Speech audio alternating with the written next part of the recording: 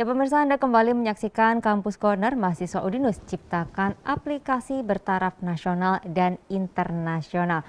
Oke, Farel, kita lanjutkan nih. Kalau tadi Hendriansyah yang melatar belakangi menciptakan aplikasi Culture Academy seperti itu, kalau Naratik apa nih yang melatar belakangi? Nah, jadi sebenarnya kita juga berasal, masalahnya tuh kita temukan memang dekat dari kitanya. Oke, Nah, dari kebetulan sekitar ya.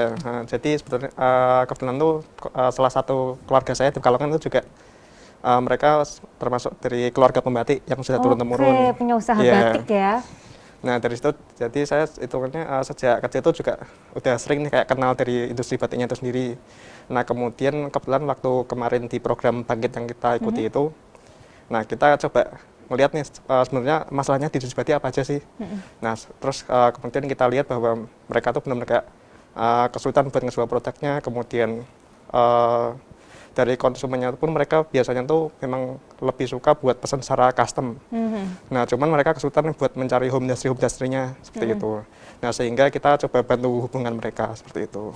Oke, ini berarti intinya kurang lebih sama gitu ya Pak ya. Ini Hendri sama Farel ini menjembatani gitu Betul. dari UMKM-nya Iya. langsung ke konsumennya seperti itu. Oke, luar biasa. Kak Filmada ini kalau di FIK sendiri ini apakah ada mata kuliah nih terkait dengan dunia startup gitu Pak? Iya, tentunya ada ya tentang dunia startup, bahkan tidak hanya di Afrika, di Udinus ada UPT kewirausahaannya. Oke. Kalau mata kuliah itu dari dasar kewirausahaan dulu, itu semester-semester awal biasa semester 2, terus kemudian nanti ada kewirausahaan lanjut, kemudian ada startup bisnis di akhirnya. Nah, tapi tidak hanya di mata kuliah itu saja, karena biasanya kalau mata kuliah itu teman-teman dapat ilmunya, sedangkan kalau kewirausahaan, usaha itu kan pasti action gitu ya. Actionnya prakteknya ya Pak Betul, ya? mau tahu untung, mau tahu rugi, susahnya usaha harus action gitu kan ya, Betul, Mbak ya. betul. Nah, itu juga ada nanti teman-teman itu diwadahi, ada kompetisinya nanti di kewirausahaan itu yang proposalnya baik akan didanai. Didanai itu untuk bisa teman-teman kembangkan usahanya masing-masing. Wah, didanai sama ini Sama kampus, sama sama kampus ya? Udinus, iya. Wah, enak banget nih, enak banget. Enak ya, jadi kalau mau nyoba udah didanain gitu, ngajuin Betul, proposal aja gitu betul, ya Pak ya. betul, Jadi bisa iya. belajar dan praktik langsung. Karena Iya. memang kalau usaha kayak gitu harus dipraktikkan secara langsung ya Pak ya. Iya. Kalau cuman teori aja kan kurang lah ya Pak ya. Jadi tadi dapat ilmunya dari kampus, Ilmunya pelajaran, dulu, langsung terus dipraktekkan. dipraktekkan. Iya. Bikin proposal, mengajukan, didanain loh, ini Asik didanain ya. sama kampus. Kampus mana yang mendanai seperti Udinus gitu. Oke, baik. Hendri, kalau perkembangan dari Culture Academy sendiri nih dari dulu desain awal sampai sekarang ini seperti apa nih Hendri? Baik, terima kasih banyak. Ya, jadi kita start di tahun 2019. 2019 itu kita hanya berfokus di edukasi aja. Terus setelah berjalannya waktu tahun 2020 kita mengikuti akselerator, inkubator, sampai kita mengikuti kompetisi-kompetisi yang kita pitching ke mentor-mentor kita atau juri-juri kita diberikan advice. Nah, di situ menjadi turning point kita di mana Culture Academy ini tuh tidak hanya education teknologi saja, tapi kita bisa menjadi sebuah perusahaan yang besar, yaitu kita bisa menghubungkan antara si UMKM dengan potensial bayarnya, di mana itu menjadi problem yang paling penting, di mana para UMKM ini tidak tahu cara memasarkan produk mereka. Nah, di situ kami coba masuk untuk masuk di sektor tersebut untuk menyelesaikan masalah, dan ternyata sampai sekarang itu menjadi the most revenue yang kita bisa dapatkan, yaitu bisa dapatkan 1,1 M per UMKM, bisa ekspor dan lain-lain. Oke, luar biasa ya. Yang dari 3 juta bisa jadi 1,1 M nih Pak. Iya. Wow. Saya jadi ingin gabung gitu. Ini ngomong-ngomong sasarannya nih, kalau sasaran aplikasi Culture Academy sendiri nih, siapa aja nih Hendri? Baik, jadi sasaran kita sebenarnya target market kita itu kita ke UMKM yang mereka sebenarnya sampai belum punya produk, baru ide sampai dia punya produk atau memiliki perusahaan yang besar. Jadi kita memfasilitasi dari mereka yang baru punya ide, seperti para mahasiswa yang mereka tidak tahu cara merealisasikan ide tersebut menjadi sebuah produk. Nah, di situ mereka bisa masuk kelas trade, terus nanti masuk naik kelas lagi accelerate, dan nantinya di kelas scale up kita fokusin mereka untuk bisa ekspor produk mereka ke luar negeri dengan business matchingkan antara si UMKM dengan potensial buyer yang kita punya. Seperti di Korea, Jepang, dan lain-lain. Oke, ini berarti bisa dari yang baru punya ide aja ya, nggak yang harus udah punya barang gitu ya, produk gitu. Ya, betul sekali.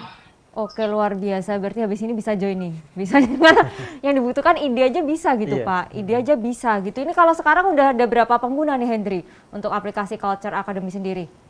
Jadi Culture Academy sekarang di masuk selesai kuartil 1 ini kita sekarang ada lebih dari 2.500 UMKM yang telah bergabung dan sekarang ada lebih dari 1.500 UMKM yang berhasil ekspor. Nah itu nantinya itu akan berkembang terus dengan kita mendapatkan investor dari berbagai venture capital di Indonesia dan di luar negeri, dan sekarang kemarin kita dapat venture capital di kuartil 3 di tahun 2021 dari RM Synergy, yaitu kalau Mbak Nadirna itu kakaknya penyanyi Tulus. Nah di situ beliau invest ke startup kita dan membantu kita untuk promosikan marketing produk UMKM di Jepang. Nah beliau punya kenalan ke Mas Reno Barak, suaminya Mbak Syari. Bener. Nah, beliau membantu kita untuk expansion market kita ke potensi. Oke, luar biasa nih dari Culture Academy gitu ya.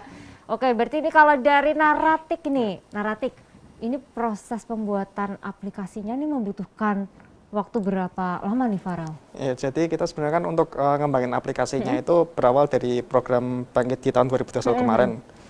Terus kemudian kita lanjutkan hingga pada masa inkubasi dari Bangkit itu juga, jadi kurang lebih sekitar 5 bulan. Jadi untuk 2 bulan itu, 2 bulan pertama kita kembangkan MVP-nya, jadi kita coba kembangkan aplikasinya dengan fungsinya supaya optimal, tapi dengan effort yang minim. Kemudian kita kembangkan lagi, kita improve lagi berarti di 3 bulan ke depannya. Oke, berarti gitu. Membutuhkan 5 bulan Ya, gitu ya, betul. Farel ya. Ini yang aplikasi yang digunakan apa aja nih?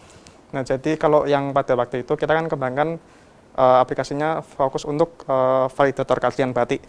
Nah, supaya masyarakat ini bisa lebih teredukasi dan lebih kenal nih, oh ternyata nilai dari batik itu seperti ini. Dan itu bisa menambah harga jual dari produk batik-batik dari home industry-nya ini. Oke, gitu. bisa menambah harga Iya, jual ya? betul.